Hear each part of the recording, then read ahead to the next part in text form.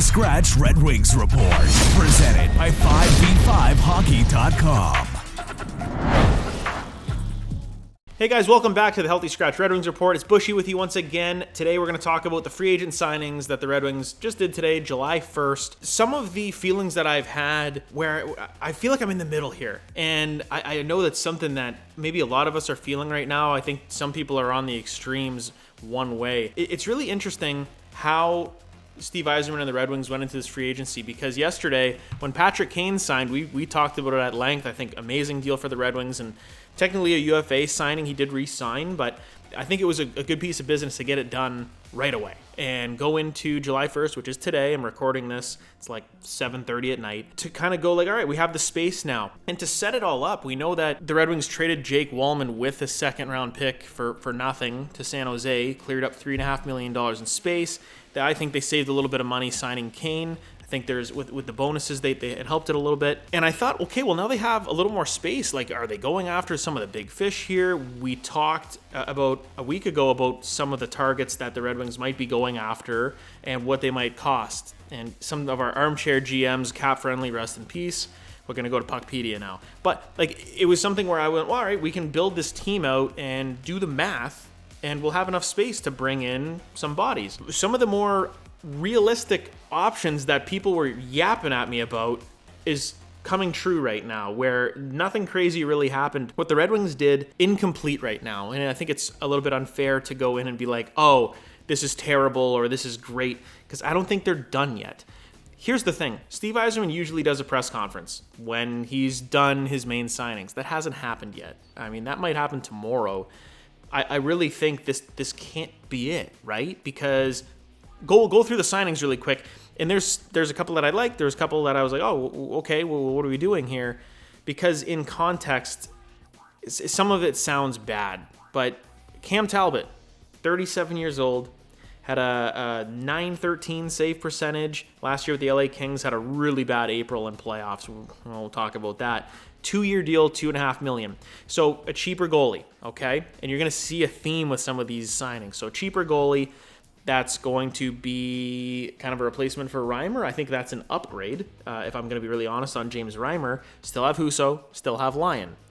They also went and signed Jack Campbell from the Edmonton Oilers. I mean, he was in the minors, but like a year before, he was an all-star. He was really good with the Leafs during a few of their playoff runs. So that is more of an AHL signing. I think people are freaking out about the 4-goalie thing. I think he's going to start in the AHL with Sebastian Cossa, and I think that's a pretty good tandem for the Griffins. So that is probably where he'll go. I mean, it's a very low risk.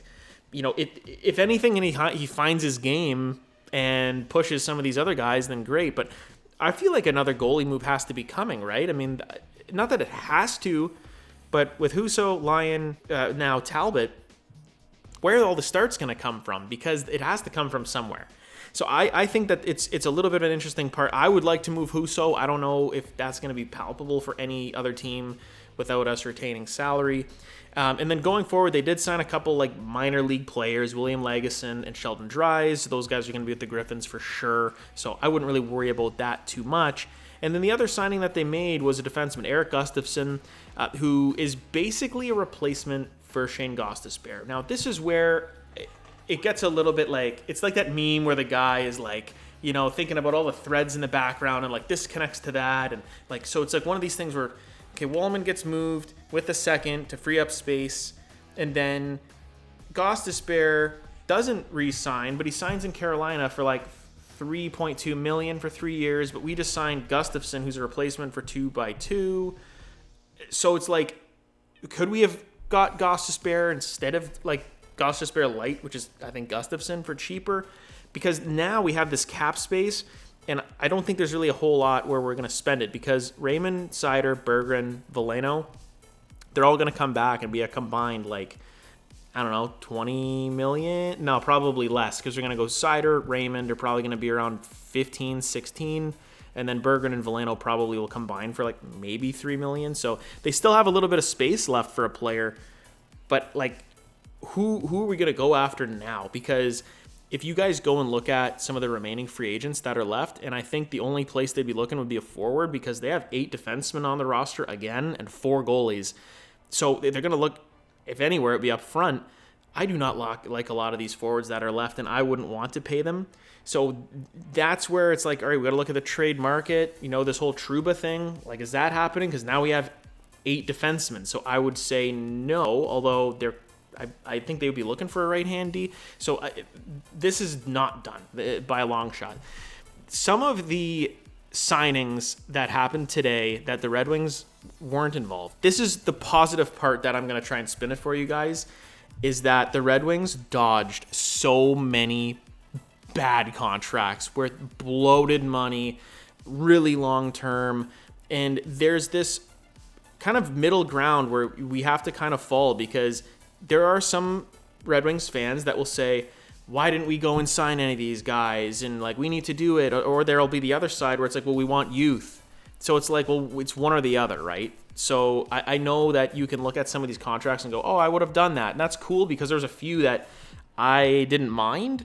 A lot of the contracts that when they were rolling in today, I went, screw that. I don't want any part of that. And some of it wasn't even just the cap hit. It was more the length of the contract, where the player was. And I want to go through some of them because I wrote them down on my phone. Some of the guys that we were looking at in our armchair GM, one guy I forgot was Christian Fischer re-signed. I'm completely fine with that. He's basically making the same amount he did last year. Great on the fourth line. So sorry, Fish, you're back, and he's a fan favorite, so I know that he'll be great on that fourth line.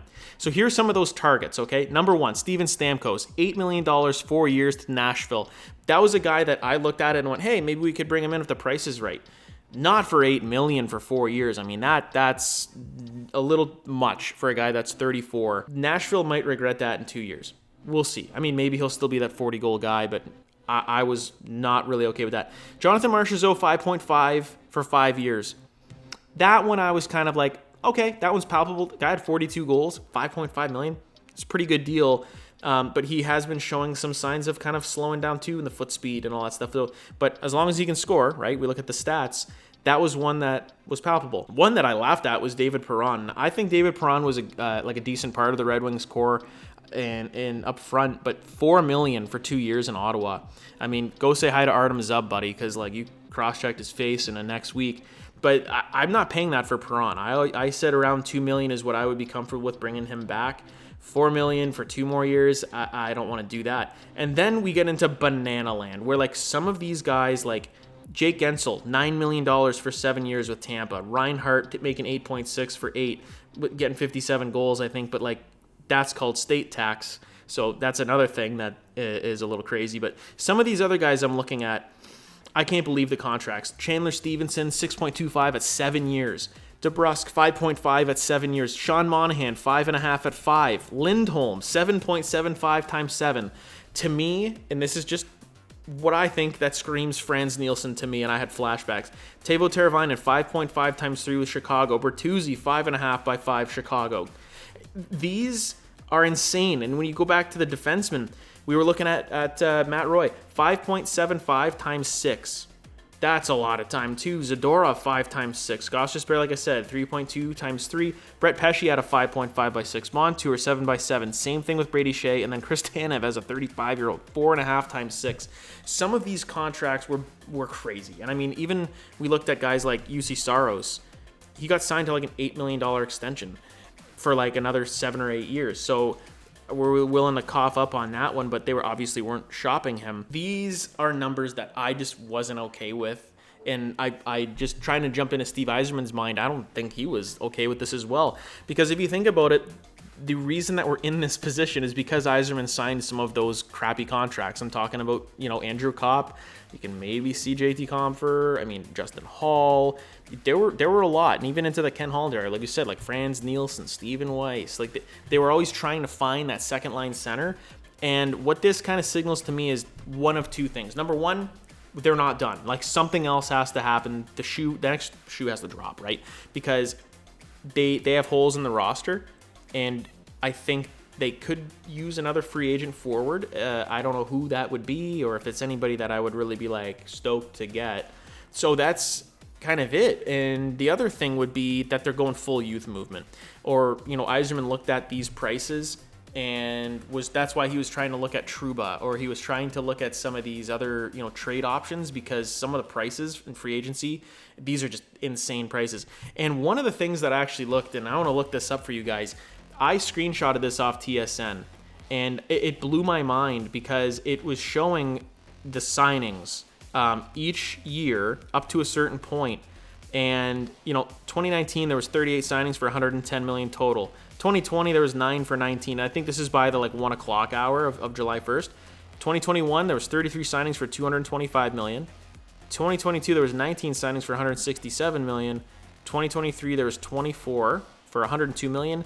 This year there was 64, so basically more than double. $745 million was handed out. I think the Wings dodged a bullet, because what happens with a lot of these big long-term contracts is they don't work out. And it's really hard for these players, especially in their 30s, to keep up, where the last few years of their contract, those are the ones that get bought out. Those are the ones that get traded with salary retains on them. And we've seen it happen to us, with some of these contracts where they had to either get bought out or moved. Abdelkader and Franz Nielsen, Abdelkader's still on our books. So you're trying to avoid that type of stuff. The argument against it is Buschy. We need talent.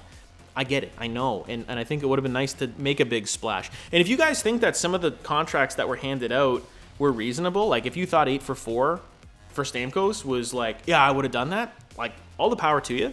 I'm not going to get mad at you. That's for sure. I just wouldn't have done it. I don't think it's something that I want to risk 3 or 4 years on. I thought Stamkos was going for 6. I really did. Maybe that's naive of me, but I guess he had his mind made up to go to Nashville, and we never really even knew if Detroit was super in on it. They looked like they were in on everybody, but for these prices, I'm really happy that Steve Yzerman did not jump on anything like that. But now, if nothing happens on the trade front, I want to see Marco Kasper. I need to see Berggren in the lineup. Edvinson's going to be full-time. Johansson's going to be there.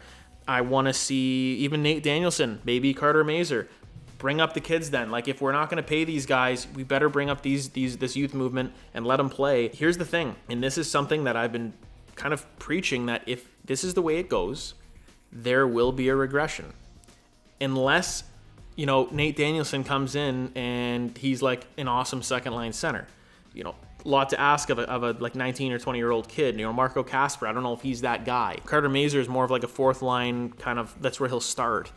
So I don't know if any of those guys are really going to move the needle, because they're rookies and we can't expect that much, and we can expect some pain there where they're growing, they're getting used to that NHL game. So something's got to happen, because if nothing does, I think the Wings are on the outside looking in again, and that pains me to say, because if we really look at the comparisons and who they lost compared to who they have, I think they technically got a little worse, and I don't think they're a lot worse. You're going to get Patrick Kane for a full season. That's going to help a ton.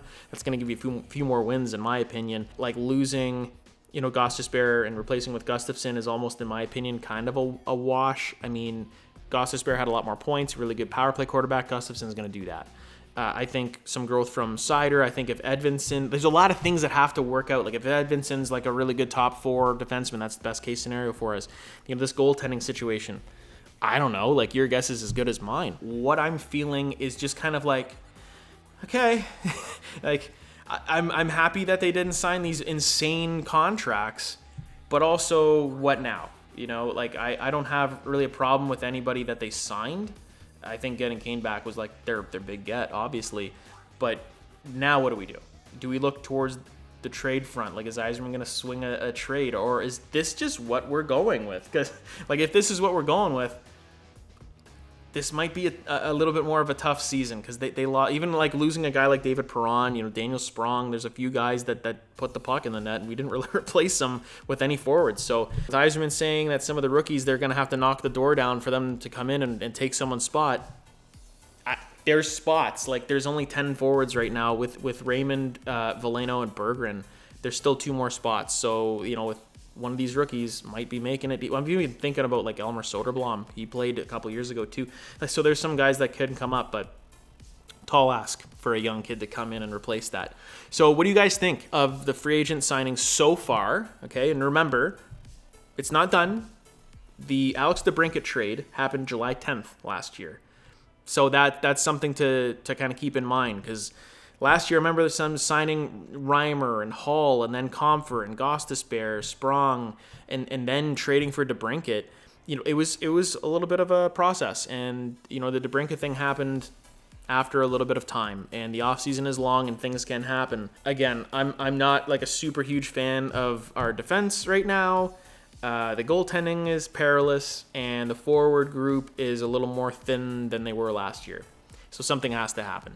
So tell me what you think in the comments. Which ones did you like? Which ones didn't you like? Are there any signings that the Red Wings stayed away from that you would have done if you were Steve Yzerman? So let me know in the comments. Hopefully we see a little more movement maybe tomorrow, that we get something going here. But until then, we'll wait. I will see you in the next video. Have a good one, guys.